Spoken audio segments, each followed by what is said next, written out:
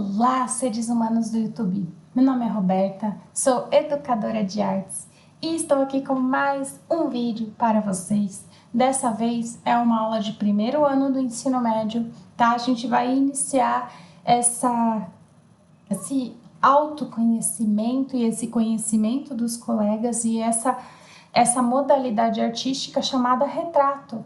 Então, com o primeiro ano do ensino médio, nós vamos trabalhar especificamente o retrato, a representação de pessoas, certo? Então, para começar, a gente vai falar um pouquinho sobre o retrato na história da arte, né? Qual a importância desse tipo de arte, né?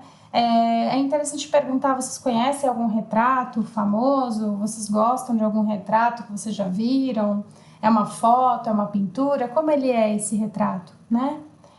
Para podermos discutir aí um pouquinho a representação do rosto ao longo da história da arte.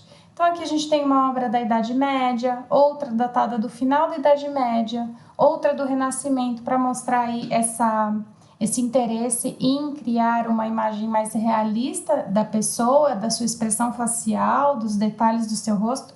Então vejam como a complexidade vai aumentando ao longo da história. Assim como em algum momento aqui, essa complexidade ela acaba dando lugar a outras maneiras de mostrar quem é uma pessoa de fato.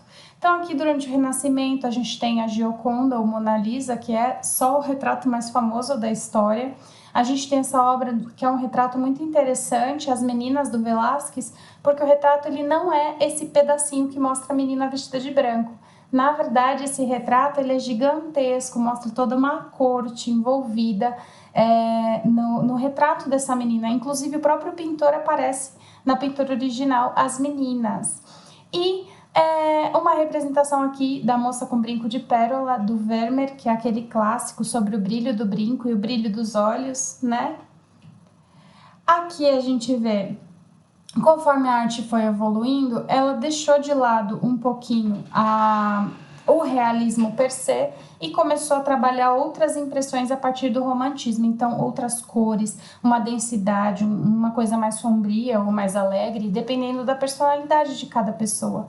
E aí nós tivemos impressionismo, pós-impressionismo, tivemos o pontilhismo, em que houveram várias maneiras diferentes de retratar personalidades. Às vezes uma pessoa mais embaçada ou com cores mais puxadas para o amarelo, né? Com coisas que ela gosta. Se a gente observar o autorretrato com a orelha ligada do Van Gogh, né? A gente pode observar ali atrás que tem um pôster de arte japonesa, porque Van Gogh era muito fã de arte japonesa. Inclusive ele inspirava o seu traçado, o seu estilo de trabalho em arte japonesa. Então é uma maneira de mostrar quem ele é, pelo que ele gosta e também pela própria imagem. Então a gente tem aqui diversas maneiras de retratar pessoas, né? No simbolismo, na arte naif, na arte nouveau, que é aquela coisa sensual, dourada, né? Ou uma coisa mais engraçada. Temos aí diversos momentos na história da arte que vão mostrando que a gente tem total liberdade para retratar pessoas, tá? E que a gente muitas vezes pode trabalhar a personalidade delas ou um estado mental através dessas obras. Se a gente observar a obra Duplo Autorretrato do Kirchner, a gente consegue entender alguns sentimentos expressados, a gente consegue perceber alguns sentimentos. Da mesma forma que o mistério passado por essa obra do Modigliani, que é a Mulher com Gravata Preta, lembrando que as obras do Modigliani, elas são dotadas de um mistério, né? Inclusive, Modigliani foi usado como referência para fazer a Mulher do Pescoço Torto, lá a Mulher Torta do It a Coisa, que foi lançado há pouco tempo atrás, acho que em 2018, né? Então a gente consegue observar essas características, quando que é um mistério, quando que é uma sensação de transmitir sentimentos ou de transmitir uma determinada iluminação. E daqui para frente foi começando a trabalhar o conceito no retrato, né? O rosto ele foi começando a trabalhar sendo trabalhado de maneira desfragmentada, com cores, misturado a pensamentos e cada vez mais entrando nesse ambiente aí do subconsciente, né? A gente tem aí a questão do surrealismo que está associado à arte metafísica, que está escrito errado. Eu vou corrigir, eu vou pôr um S aqui. Ai, meu Deus. tá? Cubismo, futurismo. Aí fomos começando a trabalhar até chegar no surrealismo, que é a completa desfragmentação da forma realista de uma pessoa para entrar num íntimo, numa questão mais íntima de cada um. Então aqui a gente já tem retratos mais fora da realidade, como por exemplo a Natureza Morta portuguesa, que tem uma mulher. Como assim? Na Natureza Morta não é a pintura de objetos inanimados, né? A gente tem essa obra do Buffet também, que é o retrato de Henry Michaels, e temos também essa obra do Salvador Dalí, que é fantástica, que é autorretrato com fatia de bacon. Essa obra é interessante porque quando os alunos olham, eles acham que a fatia de bacon é a cara do Salvador Dalí, sendo que na verdade não, a fatia de bacon tá ali pequenininha do lado, né? Soft self-portrait, é só aquela máscara que cobre o seu rosto, né? Então é muito interessante essa maneira de trabalhar a pessoa, quem é a pessoa, né? Que você vai retratar. Quais são as características físicas, mas também psíquicas dessa pessoa? Quais as suas características técnicas, né? Como você gosta de trabalhar com cor, sem cor? E a partir desse panorama geral sobre a história do retrato, né? Aqui a gente tem mais alguns outros, da pop art, que é mais voltado para o quadrinho, quase abstrato, né? Que a gente consegue ver ali um rosto, expressionista, tá? Alguns, muitos, para a atividade que seria retratar um colega. Então, aqui a ideia é sentar um de frente para o outro e os dois retratarem um ao outro. Porém, retratarem um ao outro não apenas pensando no realismo, como está sendo feito neste desenho aqui que, né, aparece no GIF, mas pensando na personalidade do seu colega, pensando também no seu modo de traçar o lápis, nas cores que ele gosta e nas cores que você está acostumado a usar, nos materiais que você tem, e usar tudo isso para compor um retrato de um colega. É importante colocar o nome do autor ali no cantinho da direita na frente, mas escrever atrás que você fez a ilustração de um colega e pôr o nome do modelo também. Então pode ser muito bem o nome da obra Retrato de Fulano de Tal, feito por Ciclano de Tal. Então essa seria a primeira atividade sobre retrato para o primeiro ano do ensino médio. Dá para trabalhar em duplas, um sentado de frente para o outro, assim como dá também para sentar em círculo, ninguém contar para ninguém quem é quem está inspirando a sua obra e cada um escolher um colega ali que é visível do círculo para trabalhar ou as características físicas ou psicológicas, ou dessa maneira que nós vimos aqui, é muito aberto, né? Nós podemos trabalhar o retrato de maneira muito aberta. Então, essa é a proposta da primeira atividade. Na sequência, falar um pouquinho sobre a Mona Lisa, que sim, é o retrato mais conhecido da história e pode ter se tornado mais conhecido da história, seja pela sua qualidade técnica, seja pelos mistérios, pelos simbolismos, ou simplesmente porque esse quadro foi roubado, né, em 1912, desapareceu, depois reapareceu, virou uma briga, né, do moço que roubou, disse que esse quadro tinha sido tomado da Itália e levado para a França, sendo que na verdade o próprio Leonardo da Vinci foi para a França, né, fugido da Itália com esse quadro. Enfim, para quem quiser saber a história do roubo da Mona Lisa, foi assim um boom em 1912, tá? Por isso que hoje ela é tão protegida. Quando você vai ver a obra, você tem que ver bem de longe, né? E essa obra é mais conhecida da história, tanto que é a mais releita da história. Então nós temos releituras de diversos artistas, como Duchamp, José de Guimarães, Leger, Basquiat, nosso querido ícone do grafite, né? Dalí, Botero, o desenhista dos gordinhos, bonequinhos gordinhos, que me lembra muito aquele Funko Pop, e Andy Warhol, né? Então, esses artistas famosos que trabalharam aí o retrato da Mona Lisa, releram o retrato da Mona Lisa. Aqui tem uma proposta de atividade que seria metade Mona Lisa, metade o quê? E uma coisa interessante é que eu não sei porque eu não coloquei isso aqui, mas eu tenho um material aqui no outro PowerPoint que mostra alguns trabalhos de alunos, né? E eu não sei porque eu não coloquei aqui, mas eu não vou, né, abordar trabalhos dos alunos assim, mas essa atividade é assim, metade Mona Lisa tem que pintar bonitinho, a outra metade é você que faz, é você que vai criar. Então, aqui são algumas criações de alunos à direita. Então, tem a metade da Mona Lisa impressa e a metade vazia. E eles continuaram, né, concluíram essa metade vazia. Foi um trabalho avaliativo, foi um dos trabalhos mais bonitos que eu já recebi, né, dos alunos concluído. Né? Esse aqui, inclusive, ele tem referências a Salvador Dalí, ele tem referências a Van Gogh, né, que foi feito pela Carol, aluna maravilhosa que eu tive. Aqui a gente tem mais um, né, do Rick and Morty, e nós temos diversas versões. Esse aqui, que é todo feito com formas geométricas, é sensacional também, que foi o trabalho aí eu sempre confundi o nome das irmãs, né, mas acho que da Ingrid, né? Então, aqui alguns materiais maravilhosos feitos por alunos que eu não coloquei aqui no original, sei lá por quê. Esse aqui Vamos voltar. Então, vamos lá, deu certinho.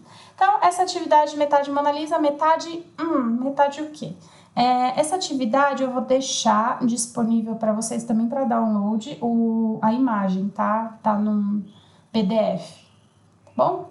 E aqui a gente tem esse grafite lindo da Mona Lisa no baile funk. Uau!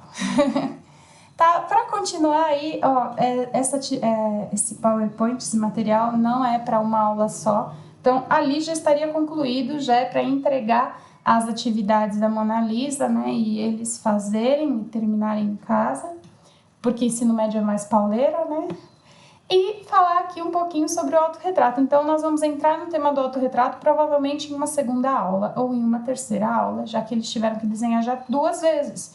Fizeram um retrato do colega e agora tem metade do retrato da Mona Lisa. Então, foram algumas aulas dispendidas para esses trabalhos. Autorretrato, o espelho do artista, né? Porque através do autorretrato, o artista reflete a própria imagem, personalidade, valores, época, sua maneira de ver o mundo, de conhecer as coisas, né?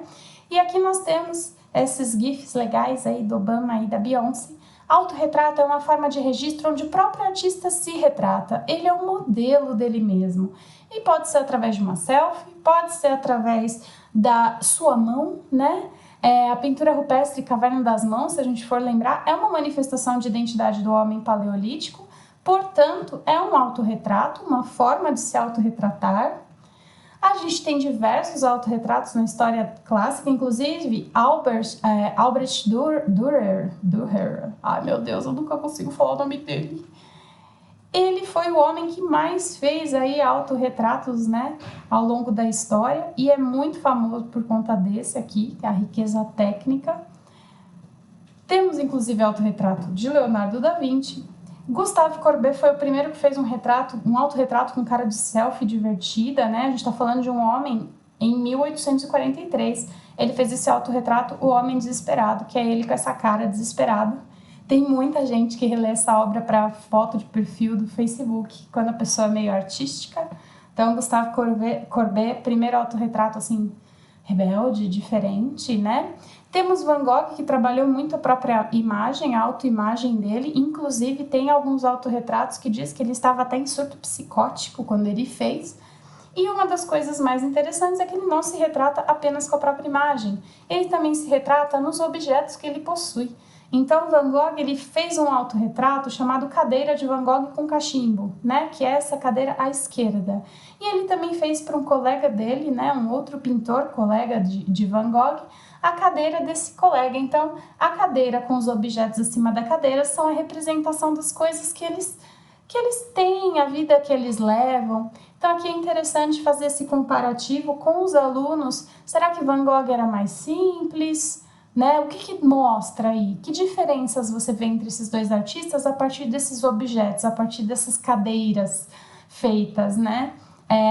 Sobre a vida de um ou sobre a vida de outro? Vocês já pensaram como seria a sua cadeira ou o objeto que representa a sua personalidade? Então é interessante também focar nessa questão de que um autorretrato muitas vezes não precisa ser o seu rosto, pode ser algo mais que você queira dizer, né?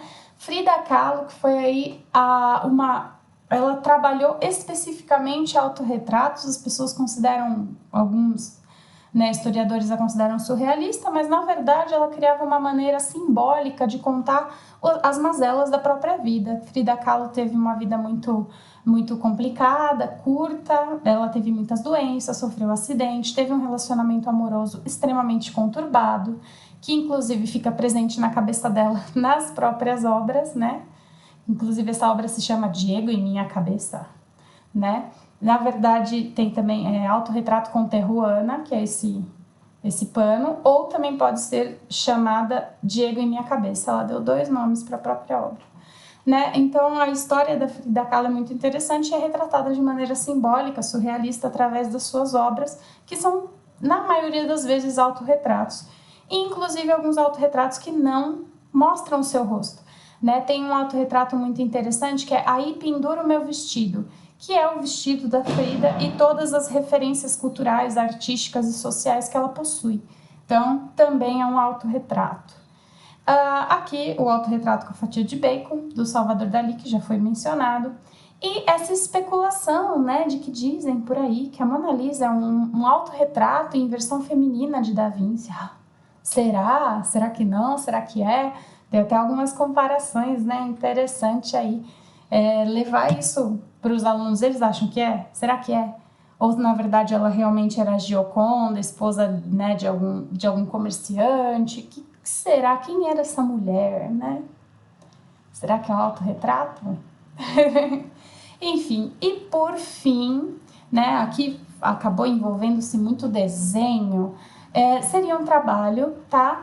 Para que eles desenvolvam autorretratos. Esses autorretratos, eles aqui está escrito que deve ser realizado em papel A3, em forma de desenho, mas eles podem ser feitos de qualquer forma, dependendo da estrutura, né? Aqui nos cantos da direita e da esquerda tem autorretratos meus, que eu tirei foto em um espelho e montei no Photoshop diversas cenas diferentes. Então tem cena no espelho do chamado, tem cena numa colher, tem o tubarão. Eu acabei fazendo umas maluquices aí e resolvi exemplificar para os alunos com artes feitas minhas, né? Meus autorretratos.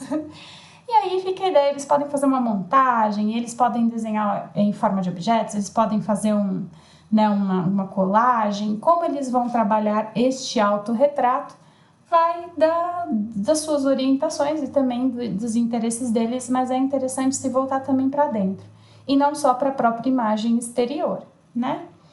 E esse seria a conclusão do tema retrato. Eles trabalharam retrato até umas horas e sem técnica, digamos assim, né? Não houve aí uma explicação técnica. É interessante ensinar para eles na lousa como fazer um formato de um rosto, etc. Sim, mas até aqui era partindo da observação do colega e partindo também da própria criatividade. Na próxima aula, que vai falar sobre caricatura, eu já vou mostrar um pouquinho mais como que a gente consegue iniciar a caricatura de alguém, como a gente consegue iniciar um desenho de rosto que pode se tornar uma caricatura ou até um desenho realista. Aqui eu seria mais técnica de desenho. Mas na aula sobre retrato era uma coisa mais uma abstração, uma coisa mais pessoal de cada aluno. Espero que tenham gostado. Material para download no link da descrição. Curte o vídeo, segue o canal. Muito obrigada. Tchau, tchau.